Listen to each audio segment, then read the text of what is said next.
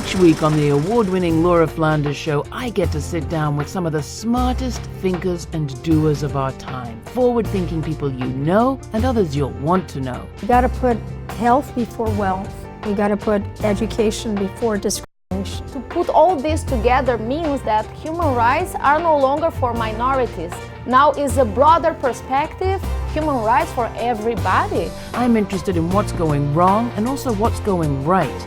We call the Laura Flanders Show the place where the people who say it can't be done take a back seat to the people who are doing it. Indigenous human rights defenders all over the world are threatened. When we're on the verge of, building towards a more egalitarian society, those accustomed to privilege perceive a lot of equality as feeling like oppression for themselves. You have venture capitalists coming into an industry where they see or think that they can turn a significant profit. The question is, how do we embed culture and participation across the board? From New York City to the Netherlands, to London and Cape Town, from what was history to what's happening now, the Laura Flanders Show lifts up models of sanctuary, reconstruction and justice that are helping us imagine a better future.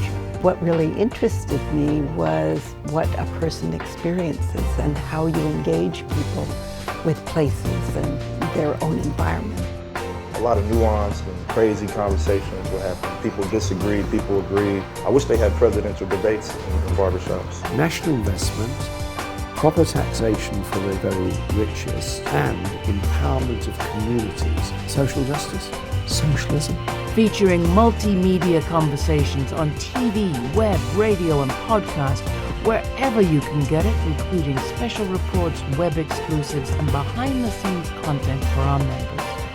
What are you building? What are you growing?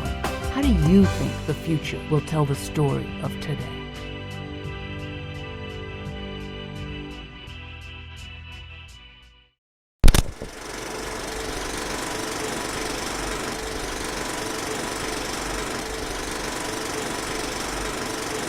Economic democracy was actually the original American dream, and the slave owners overturned it. Economic democracy was part of the Civil War and part of Reconstruction after the Civil War, and the restoration of the Confederacy overturned it.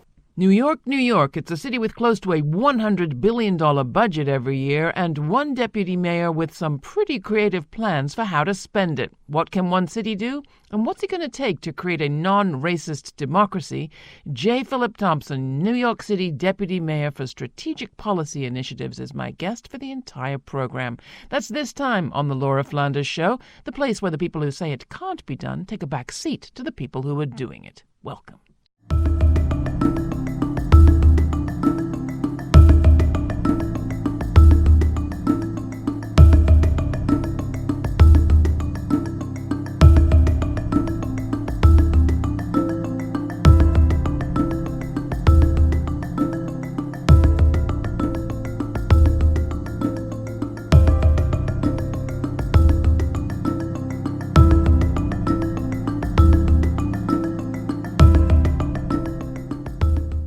Former Mayor Michael Bloomberg once famously said that it would be a godsend if he could lure every billionaire in the world to New York. That spoke volumes about his approach to city development. Mayor Bill de Blasio's approach has been very different, at least at the level of rhetoric. The city's annual budget is larger than that of every state in the union, except perhaps California and New York State. This year, the metro area is expected to bring in some $92.2 billion in revenue. And de Blasio's administration has pledged to use that to foster economic democracy and close the gap between rich and poor. So, how is the administration doing? What are the challenges that they face? And what can cities reasonably be expected to accomplish? Joining us is someone who, as they say, is in the room as the decisions are being made. Fresh from a starring but all too short appearance on this show last month, I am happy to welcome back New York's Deputy Mayor for Strategic Policy Initiatives, J. Phillip Thompson. Welcome back. Thank you for having me. You were a hit on the Our Economy show, I just want to say. It has been seen globally, and I've gotten feedback. Who is that guy? How can we get him to come and work in our city? Talk about that Bloomberg approach and how it is different from yours. Luring billionaires hasn't been your strategic initiative. Well, the mayor believes in and our administration believes that the past 30 years have been an economic disaster for the vast majority of American workers and communities. And while corporate CEOs' income have disparities from their workers have gone from 30 to 1 to 300 to 1 on average, the vast majority of workers haven't seen their incomes improve at all in 30 years. And last year, about 1% of New York's population earned over 40% of all income for every worker for every family in the city. So. I mean, but what Bloomberg was saying was not unique to him. I mean, a lot of people believe people with money make money. Money trickles down. You want to bring billionaires because they'll make jobs and spread cash around. Is that not what happens? Well, the finance sector has gone from 7% of the economy in the 1970s to over 40% now. And the economy is in what mainstream economists call slow growth and has been for a very long time.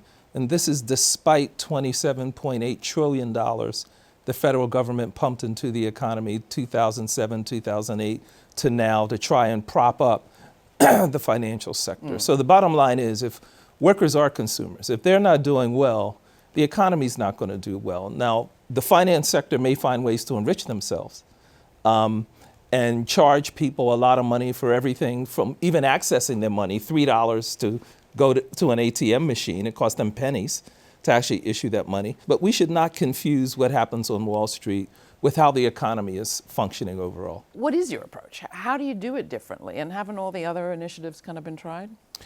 No, they haven't. And New York City has a roughly $50 billion in goods and services that we purchase every year. So we're working to actually use our procurement power to help create good jobs, to help reward and lure companies that treat workers well, to promote new forms of ownership of enterprise and ownership of assets where the owners are the communities and the workers themselves, so that distribution is more fair, more equitable, and that's good for the economy overall. Now, how do you get around? Because you're speaking you're singing our song on this program. We've covered many cities that have been trying to do this kind of alternative model of development, and one of the things that they often run up against are competition rules that were not put in place by them but exist, even at the level of the WTO, saying you can't discriminate against people who are hiring different sorts of folks or companies coming from internationally. Like, you can't discriminate to favor the local. How do you get around those rules? Well, in the case of minority and women-owned businesses, we actually do disparity studies. We actually show that there are certain kinds of businesses that for historical reasons or because of discrimination do not get contracts. And so that is the basis upon which we construct our MWBE and the programs. localism part? If you are a business in one of the 7 surrounding counties of New York City, you can be included in our minority and women business-owned program. But the logic is really simple, and that is 85% of our population in New York are women or people of color, and opening opportunities for these folks to have a business, to get a contract with the city, in the city where they pay taxes, in the city where they live, is actually fair. Yeah. The other thing is we encourage partnerships of MWBEs with companies in other places. We're encouraging joint ventures. We're encouraging companies that have good labor practices, good environmental practices, to come to New York, to bid in New York.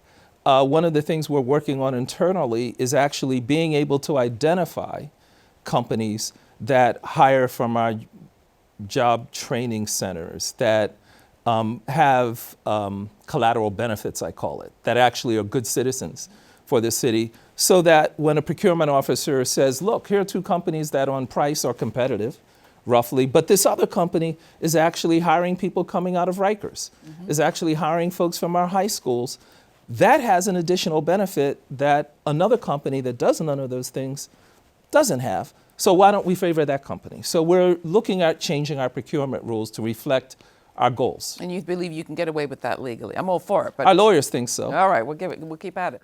The mayor and first lady announced Phillip Thompson as the city's new deputy mayor for strategic policy initiatives. Thompson will oversee many of the city's signature initiatives, including affordable housing, sustainability, education, and healthcare access. Talk a bit about why you chose to do this job. You touched on it in your last appearance, but you were pretty happily ensconced doing thought leadership and practice in different places, doing field research, and yet you succumbed to Bill de Blasio's appeals and came back to New York City. Why? I've known the mayor for a long time. We've talked about issues for a long time. He said, why don't you come to New York and make it a laboratory? Let's take some of these ideas and put them into practice and create models and kind of like spread the gospel. And I want that to happen in New York. So that's hard to turn down. What are you most proud of having done so far?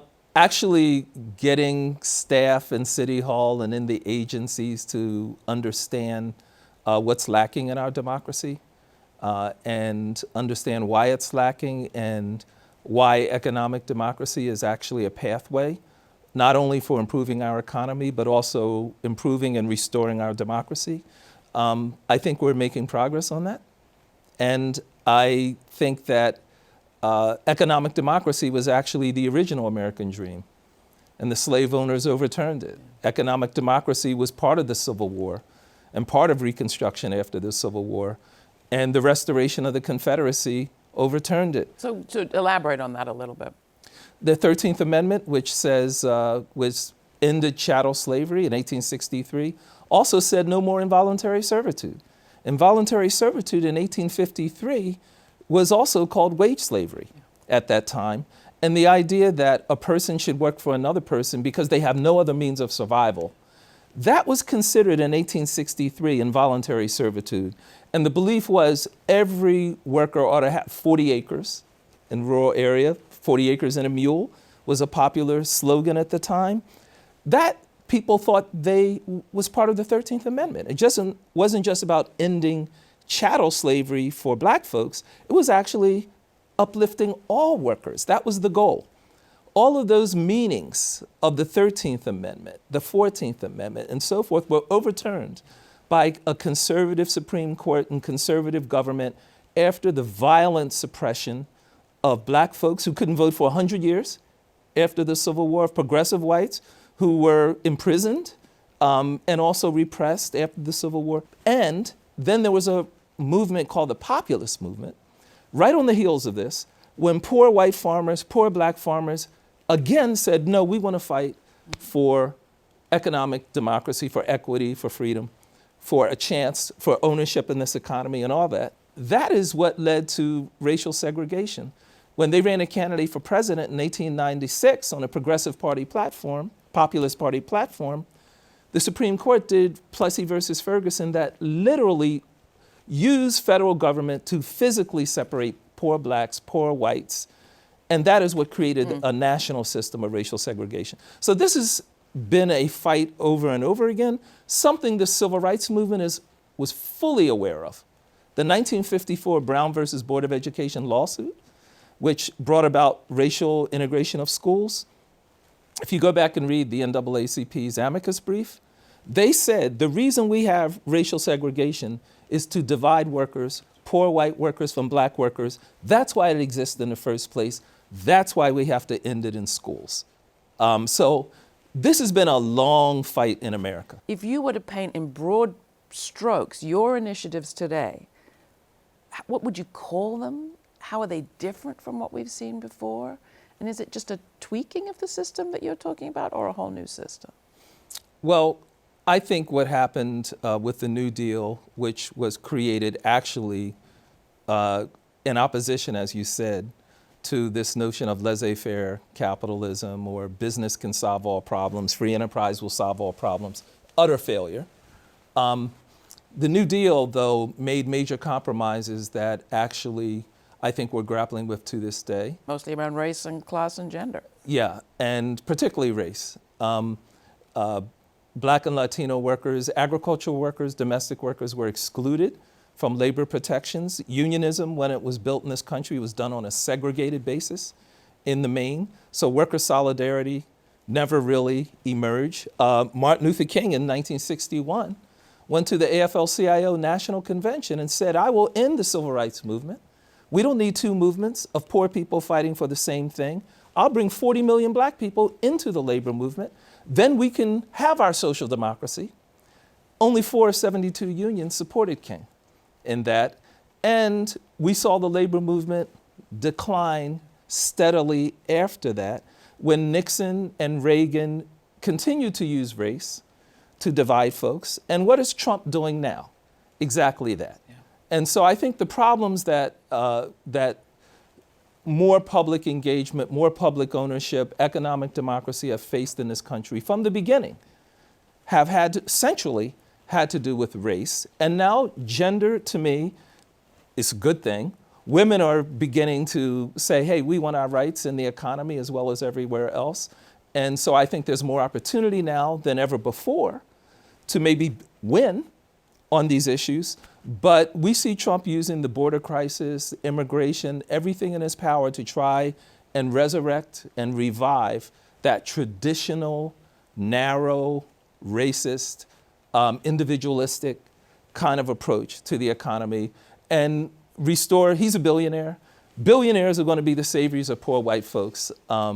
Even though there's no basis in fact or reality about that, he appeals to people's emotions and that legacy of racism. Yeah. To say someone else is out to get something away from you, you're a hardworking, decent person, these other people are no good.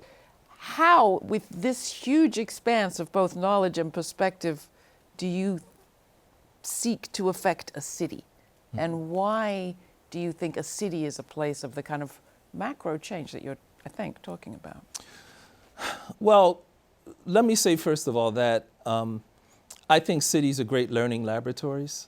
And almost the New Deal, before it became national policy, was local policy. It was Mayor LaGuardia.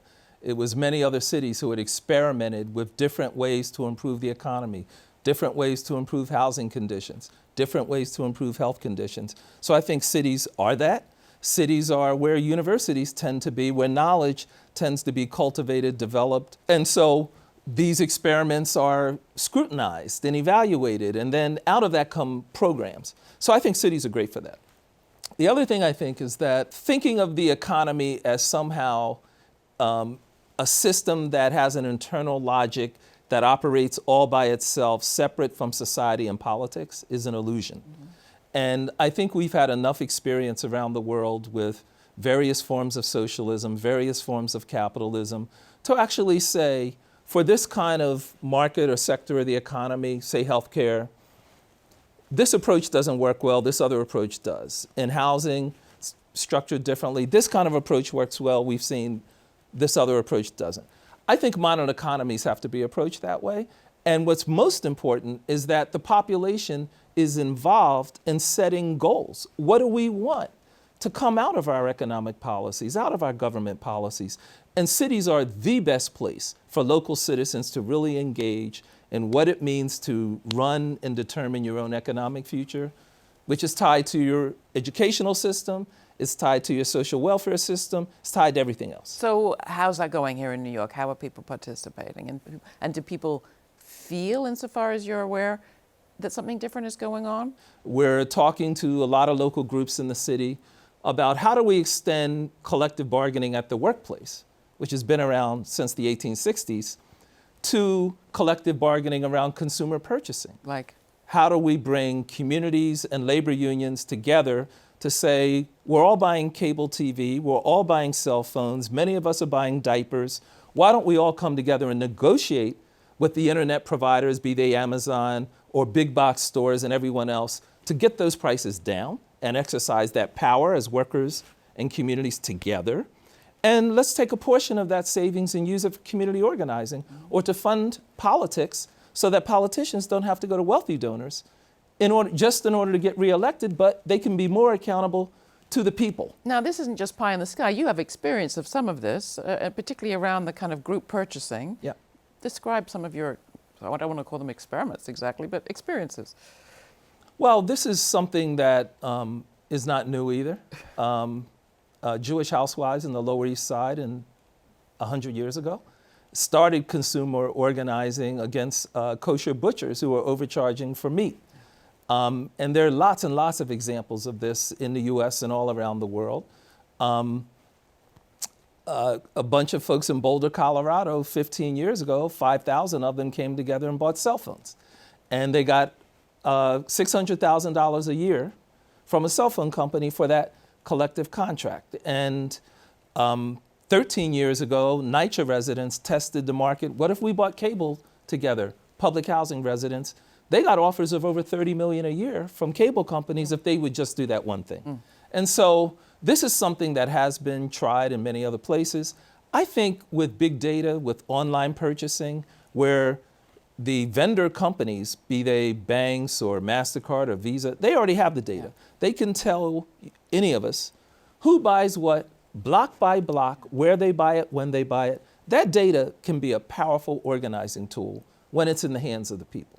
So one of the things we're doing now is doing popular education. People need to own their data. 97% of Facebook's profits last year were selling people's data without their permission or knowledge. People need to own that data. It can be powerful. The digital economy can be used as a social and organizing tool, a liberating tool. It doesn't have to be just for corporations to extract. But we have to organize and educate ourselves to take it. And we have to do it fast. Well, that's right. New York City published a 2050 plan, one NYC, with 13 volumes of specific policy proposals and ideas about what should the future of transportation be in New York. How should New York deal with climate change? How should New York deal with affordable housing? How should New York deal with change in the economy? All that's written. It was submitted to the UN, and it doesn't mean that these are the only ideas that make sense, but it means here's a vision for what urban America, for what cities around the world really ought to engage with. Two last questions. The Green New Deal, some people are afraid that the right will seize on it and sell people on the idea that it is a stick to beat the poor with and small businesses, forcing landlords to pay enormous amounts to green their buildings, for example. Costs that will be passed on to the occupants, or businesses, the same thing. How do you address that? How do you do greening in a way that doesn't displace? And then the last question I have to ask you is about the budget for prisons and incarceration.